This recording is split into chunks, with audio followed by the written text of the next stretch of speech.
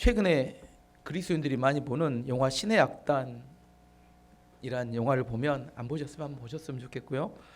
북한이 돈줄이 마른 것 때문에 해외 원조를 받기 위해서 원했습니다. 근데 해외 원조를 받는 조건이 평양에 교회 2개를 건축하고 부흥회를 열면 2억 달러, 3천억을 지원해 주겠다, 이렇게 이게 조건이었습니다. 그래서 북한의 보유부는 3천억을 받기 위해서 2주 안에 가짜 찬양단을 만들어서 남쪽 교회보다 더 진짜 같은 찬양 그리고 부흥회를 준비하도록 명령합니다. 자기 의지가 아니라 명령에 의해서. 그렇게 해서 모여진 찬양팀 이름이 신의 악단인데, 외국인들을 속이려고 시작한 연습에 그 찬양에 마음이 문이 열리고 상처가 치유되고 변화되는 그런 영화입니다. 북한이라는 극한된 제한된 환경 속에서 자기의 이익과 여러 가지 목적 때문에 사람들이 모여서 찬양을 시작하는데, 그 찬양에 한 줄기 빛과 같은 복음을 깨달아갑니다. 어쩌면 풍족하고 많은 반짝인 것들이 때문에 진짜 빛을 보진보다는 나만의 교회와 성도들에 대한 비판이기도 하고, 극한의 상황 속에서도 제한되지 않는 복음의 능력을 깨달을 수 있는 그런 영화입니다. 교회는 사람이 많이 모이고 부유해지면 그 부유함이 주는 편안함 때문에 진짜들과 함께 가짜들도 함께 모이게 됩니다. 반대로 교회가 힘들고 어려워지면 불편함 때문에 가짜들은 다 떠나가게 됩니다. 사람도 마찬가지입니다. 힘이 있고 능력이 있고 돈이 많으면 가짜들의 아첨하는 말로 판단을 흐리게 합니다. 반대로 힘들고 어려워지면 가짜들이 스스로 떠나기 때문에 진짜들만 남게 됩니다. 그래서 정말 행복하고 성공적인 인생을 살기 위해서 인생은 굴곡이 있는 것이 더 좋은 것 같습니다. 계속 잘 나가기만 하면 가짜들이 많이 붙습니다. 하지만 어려워지면 가짜들은 자기의 이익을 찾아서 떠나기 때문에 주변 사람들이 정리가 됩니다. 사람이 사람답게 산다는 거, 이거 너무나 자연스러운 일입니다. 동물에게 사람답게 살아라 이렇게 이야기하면 살겠습니까? 사람에게 사람답게 살라고 하는 것은 당연한 일입니다. 하지만 사람이 사람답게 사는 게 또 쉽지는 않습니다. 예를 들어보면 남자들은 어렸을 때부터 항상 듣는 소리가 남자답게 행동해야 된다, 이런 이야기를 듣습니다. 남자답게 행동한다는 것은 시대마다 좀 의미가 달라지지만 단순하게 강하다 이런 의미만은 아닙니다. 예를 들어 이런 의미를 포함합니다. 첫 번째는 책임을 갖고 행동하라, 이런 의미예요. 남자답게 행동하라는 것은 나중에 가족을 부양해야 하기 때문에 경제적 능력을 가져야 되고, 자신의 말에 대해서 책임을 질 수 있어야 되고, 가족들을 심리적으로 안정시킬 수 있는 묵직함을 가진 행동을 하라. 이게 책임 있게 행동해라, 이런 의미입니다. 맞습니까? 이렇지 않아도 괜찮은가요, 남편들이? 예. 두 번째는 인내와 절제 있는 행동을 하라. 남자답게 행동하라. 화가 날 때 화를 참을 수 있고, 힘이 들지만 묵묵함으로 견뎌낼 수 있고, 그다음에 유혹 앞에 흔들리지 않는 자기 절제력이 있는 행동을 하라. 이게 두 번째 남자답게 행동하라는 이야기입니다. 세 번째는 내면의 단단함과 외적인 유연함을 가지고 행동하라.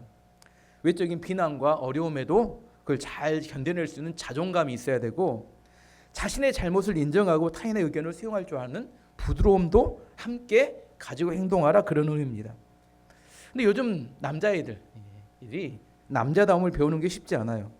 왜냐하면 대부분 학교에서 누가 가르쳐요? 남자 선생님이 많습니까? 여자 선생님이 많습니까? 여자 선생님이 가르치기 때문에 남자다움을 배우기 어렵습니다. 집에서도 엄마가 가르쳐요? 아빠가 가르쳐요? 엄마가 가르칩니다, 대부분. 아빠의 무관심이 자녀들의 미래를 돕는다, 이런 생각을 합니다. 명문대를 가려면 3가지 조건이 뭐라고요? 엄마의 정보력, 아빠의 무관심, 할아버지의 체력. 이게 3가지 명문대를 가는 조건이라고 합니다. 틀린 말이지만 세상에서 그렇게 이야기하니까. 방송에 나온 대부분의 인기 연예인들은 중성화된 스타들이 많습니다. 남성성을 강조하는 대표적인 배우가 의리를 강조하는 김보성인데, 김보성 배우는 남성다움을 조롱하는 것 같아요. 제 느낌에는 의리하는데 기분 좋은 남성스러움이 아니라 별로 기분이 안 좋습니다. 그 사람이 나와서 남성다움을 이야기하면.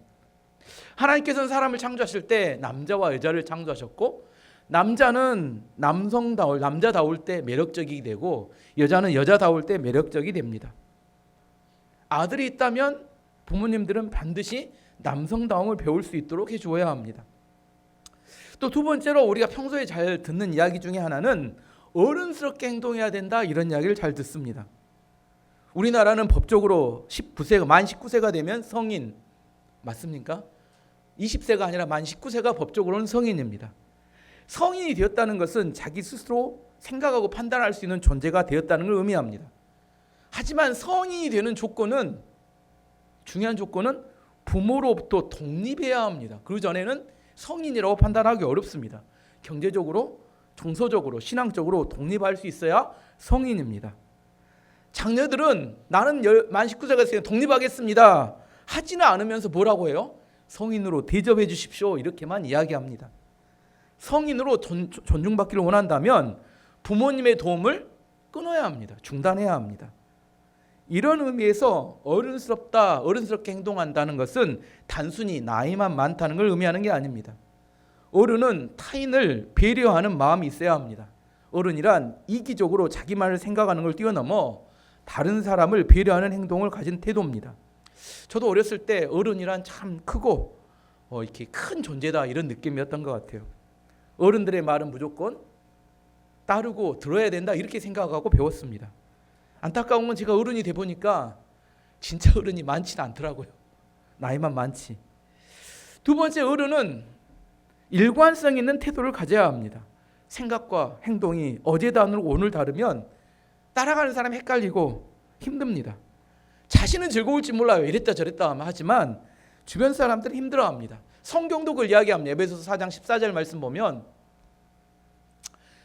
이제는 더 이상 어린아이같이 되어서는 안 됩니다. 파도에 밀려 떠다니는 배처럼 왔다 갔다 하거나 우리를 속이고 유혹하는 온갖 새로운 가르침에 넘어가서도 안 될 것입니다. 그들은 우리를 잘못된 길로 데려갈 뿐입니다. 어린아이의 특징이 파도에 밀려다니는 배와 같이 왔다 갔다 한다, 이렇게 이야기합니다. 오늘은 이 집, 내일은 저 집. 오늘은 이 여자, 내일은 저 여자. 일관성이 없다는 것은 어린아이의 특징입니다. 어른은 기준이 되어주는 사람이기 때문에 삶과 행동에 일관성이 있어야 합니다. 세 번째, 아까 말씀에 나온 것처럼 어른은 거짓 유혹에 속아 넘어가지 않는 사람을 말합니다. 어린아이는 속이기 좋은 사람을 말해요. 주변에 사기꾼들이 많습니다. 왜냐하면 판단력이 없어서 아이스크림 하나 주면 따라가요, 안 따라가요? 어린아이는 아이스크림 하나 주면 따라갑니다. 자기를 속인 사람들에 대해서 원망할 수 있겠지만 사실은 자기 안에 욕심이 그것을 따라가게 만든 겁니다. 사기꾼들이 미끼를 던져놓았을 때 이것을 먹어도 되는 건지 먹으면 안 되는 건지를 판단할 수 있는 사람이 어른입니다. 내가 자주 속아 넘어간다, 그렇다면 아직 어른이 아니라 미숙하다는 것을 깨닫고 성숙하고 성장해 가야 합니다. 오늘 본문에서는 사도 바울은 에베소 성도들에게 하나님 백성으로 부르심을 받았다면 하나님 백성답게 살아가야 된다, 이렇게 이야기합니다. 1절 말씀을 쉬운 성경을 읽어보면 주님을 섬기다가 감옥에 갇힌 나 바울이 여러분에게 권합니다. 하나님께서는 여러분을 그의 백성으로 부르셨으니 하나님의 백성답게 살아가기를 바랍니다. 하나님의 백성이 하나님 백성답게 사는 것은 자연스러운 일입니다. 하나님 백성이 아닌 불신자들에게 하나님 백성답게 사십시오, 이렇게 이야기하면 힘들고 어렵고 받아들이기 어렵습니다. 물고기가 물속에 사는 것은 자연스러운데 사람에게 물속에 살아라 하면 죽으라는 이야기입니다. 2절 3절에 그러면 하나님 백성답게 사는 사람의 특징이 무엇인가 6가지가 나옵니다. 2절 3절 말씀 보시면 항상 겸손하고, 첫 번째, 두 번째 온유하고, 세 번째 마음을 너그러이 하여 참아주고, 네 번째 서로 사랑하여 받아주십시오. 다섯 번째, 여러분은 성령 안에서 평안의 매는꾼으로 한 몸이 되었습니다. 하나가 되도록 힘쓰고, 다섯 번째, 여섯 번째, 여러분 가운데 늘 평화가 깃들도록 노력하십시오. 6가지가 분명히 나옵니다. 근데 이거 6가지 읽어보면 어떤 느낌이 드세요? 나만 참고 살아라는 이야기. 억울하다. 아닌가요? 하나님 백성은 하나님 백성의 특징으로 사는 것은 자연스러운 일인데 내 하나님 백성의 특징이 하나님 백성이 아니라면 이것은 거북스럽고 불편한 이야기가 됩니다. 물론 이게 훈련이 되지 않은 사람한테는 매우 힘들겠지만 하나님 백성의 특징은 6가지라고 성경은 분명하게 이야기합니다. 원래 6가지 다 설교하려고 했는데 많아서 두 가지만 이렇게 설교합니다. 첫 번째 겸손하라, 두 번째 온유하라. 하나님 백성의 특징은 6가지인데 첫 번째 항상 겸손하라. 겸손의 사전적인 의미는 남을 존중하고 자신을 낮추는 태도, 이렇게 사전에 그렇게 나와 있습니다. 겸손은 상대적인 의미라는 겁니다. 상대에 비해서 나를 낮추는 것, 이게 겸손이라는 거예요. 반대로 나에 비해서 상대를 높이는 것, 이것도 겸손이라는 겁니다. 내가 아무것도 없어요. 돈도 없고 명예도 없고 권력도 없어요. 뭐 어떻게 겸손하냐? 어떻게 하면 돼요? 상대를 높이면 됩니다. 나를 낮추거나 상대를 높이는 것, 이것을 겸손이라고 합니다. 일반적으로 생각할 때 가난한 사람은 겸손하고 부자들은 교만할 것이다, 이렇게 생각합니다. 근데 내가 양쪽을 다 만나보니까 가난한데 교만한 사람도 많고 부자인데 겸손한 사람도 많습니다.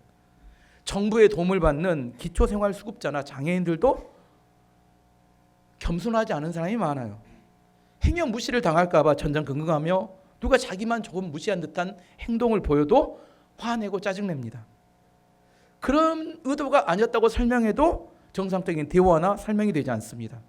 반면에 부자인데도 항상 주변 사람들에게 감사하고 자기를 낮추는 사람들이 있습니다. 많지는 않습니다. 하지만 그 사람들은 어떻게 이렇게 겸손할 수 있는가 봤더니 누가 그 사람에게 나쁜 말을 해요. 못생겼네, 뭐 어찌네 이야기해요. 근데 그걸 무시해 버립니다. 왜? 자기는 그런 사람이 아니니까.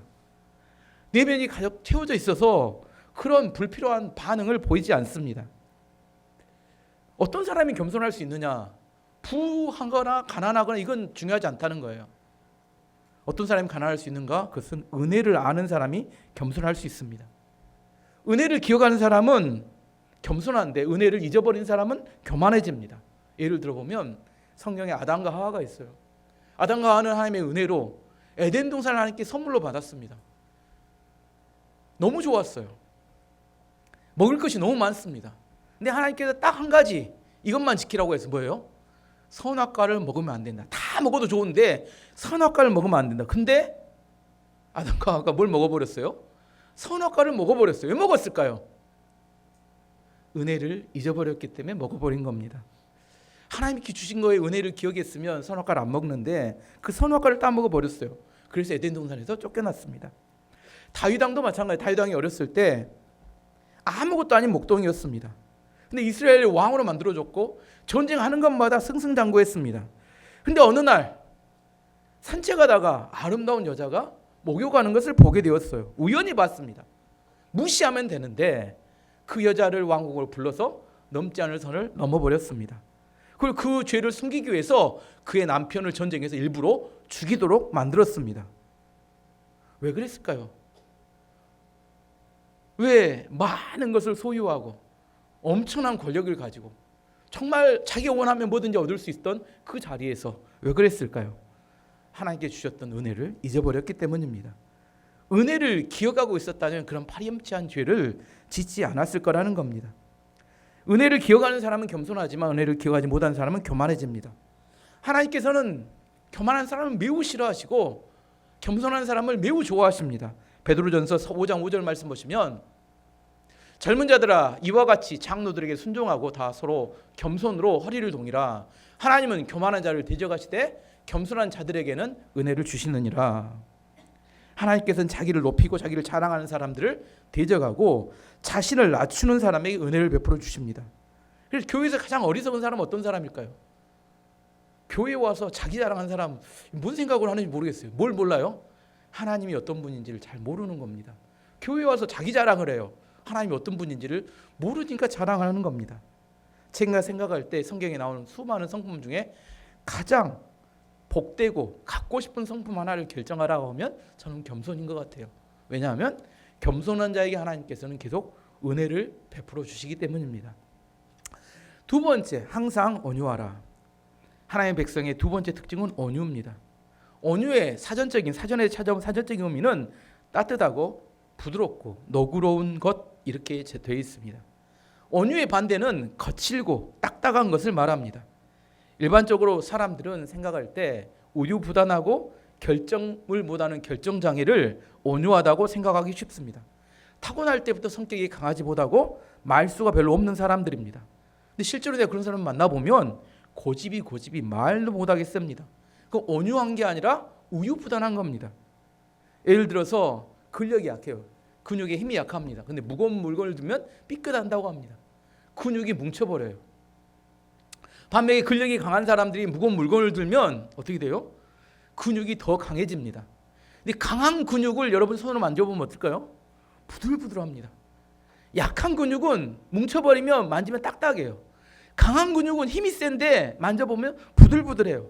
이게 온유함입니다. 약한 것을 온유하다고 하지 않고 강하기 때문에 어려움을 감당해내는 것을 온유함이라고 합니다. 다른 예를 들어보면 운전할 때 운전을 잘하는 사람의 차는 부드럽게 운행합니다. 쑥쑥쑥 가요. 운전을 못하는 사람은 어떻게 해요? 급발진과 급정거를 반복합니다. 차가 덜커덩해요. 왜 그래요? 운전을 못하니까. 이게 덜커덩합니다. 이걸 온유하다고 하지 않고 운전을 잘해서 부드럽게 운전하는 것을 온유하다 이렇게 이야기합니다. 다른 예를 들어보면 이제 봄이 되어서 겨울에 딱딱하고 굳었던 땅에서 이제 새싹이 올라옵니다. 부드러운 새싹이 올라와요. 딱딱한 흙과 부드러운 새싹과 어느 것이 더 강할까요? 딱딱한 흙이 강할 것 같은데 부드러운 새싹이 훨씬 강합니다. 그걸 뚫고 올라오는. 왜 그러냐면 생명이 있기 때문입니다. 생명이 있는 것은 죽음의 환경을 뚫고 나옵니다. 근데 그것의 특징은 뭐냐면 부드러움이에요. 이걸 온유라고 합니다. 성경에 보면 가장 온유했던 사람이 대표적인 사람을 모세라고 이야기합니다. 모세는 온유한 사람이 아니었어요. 원래 나이 40살에 동족을 괴롭히는 애굽 사람을 봤을 때 그 자리에 쳐 죽였어요. 얼마나 성격이 급한지 모르는 사람이었습니다. 근데 광야에서 40년 동안 목자로서 훈련을 받고 난 다음에 그는 지면에서 가장 온유한 사람으로 변화했다고 이야기합니다.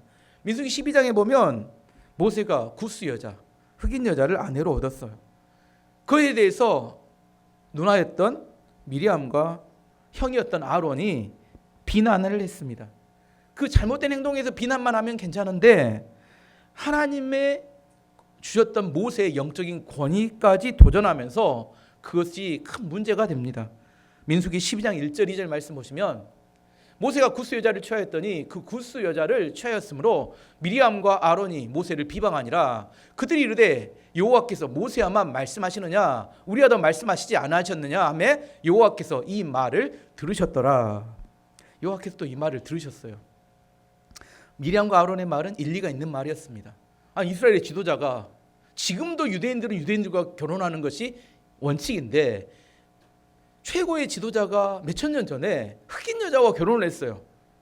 미리암과 아론 이야기하면 어떻게 지도자가 돈을 벌어야지 흑인 여자와 결혼할 수 있느냐, 다 일리가 있는 이야기였어요. 그것까지만 하면 괜찮은데 하나님께서 모세야만 이야기하시느냐, 우리와도 말씀하시지 않느냐, 모세만 특별하냐, 우리와 동일하지 않냐 하면서 이제 더 이상 모세의 말을 듣지 않겠다고 영적인 권위에 도전을 했습니다. 이러한 영적인 도전에 모세는 자기가 가진 힘과 권력으로 얼마든지 처리할 수 있었어요. 예전에 북한의 김정은이 최고 대조가였을 때 그 고모부인가요? 장성택이 앞에서 졸고 까불다가 죽임을 당했습니다. 마찬가지예요.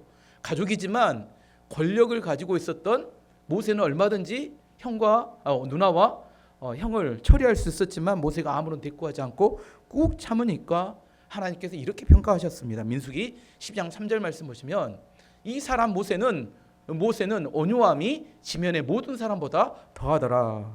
그 시대에 가장 온유한 사람이 모세다 이렇게 말씀합니다. 모세가 그가 자기의 누나와 형을 처리하지 않고 꼭 인내하고 참으니까 누가 화가 났습니까? 하나님이 화가 났습니다. 그래서 미리암과 아론을 불러놓고 하나님께서 엄청 심하게 책망을 하십니다. 민수기 12장 5절에 10절까지 말씀 보시면 여호와께서 구름 기둥 가운데서 강림하사 장막문에 서시고 아론과 미리암을 부르시는지라. 그 두 사람이 나아가며 이르시되 내 말을 들으라. 너희 중에 선지자가 있으면 나 여호와가 환상으로 나를 그에게 알리기도 하고 꿈으로 그와 말하기도 하거니와 내 종 모세와는 그렇지 아니하니 그는 내 온 집에 충성함이라. 그와는 내가 대면하여 명백히 말하고 은밀한 말로 하지 아니하며 그는 또 여호와의 형상을 보거늘 너희가 어찌하여 내 종 모세 비방하기를 두려워하지 아니하느냐. 여호와께서 그들을 향하여 진노하시고 떠나심에 구름이 장막 위에 떠나갔고 미리암은 나병에 걸려 눈과 같더라. 아론이 미리암을 본즉 나병에 걸렸는지라.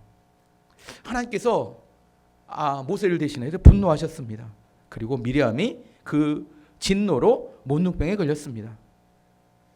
모세가 화를 내지 않으니까 하나님께서 화를 내셨어요. 그래서 어떤 목사님이 이 본문을 해석하시기를 온유가 뭐냐? 온유란 하나님께서 화내실 때까지 기다리는 것이 온유다 이렇게 해석을 하셨어요.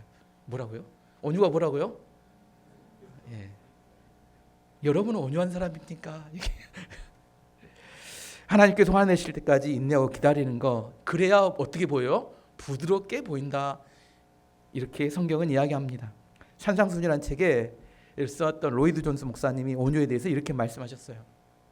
칠흑같이 어두운 밤에 도로 위에 혼자서 옷을 하나도 입지 않고 알몸으로 서 있는데 어떤 사람이 얄밉게 와서 자동차에 불빛을 탁 자기를 향해 켜니까 옷을 하나도 안 입고 있는 알몸에 몸이 다 드러나는데 그것을 볼 수 있도록 다 보여주는 것, 이것이 온유함이다 이렇게 말씀하셨어요. 누군가 내 알몸을 보면 부끄럽습니다. 누군가 내 알몸을 본다는 것은 내 삶의 잘못과 범죄를 드러내는 것을 말합니다. 누군가 그 잘못과 범죄를 지적했을 때 숨기거나 가리지 않고 있는 그대로를 다 보여주는 것, 이거 온유라고 한다는 겁니다. 누군가 내 잘못을 지적하면 어떻게 하고 싶어요? 합리화하고 변명하고 감추고 싶다고 생각합니다. 근데 이것을 온유하지 않다고 말합니다.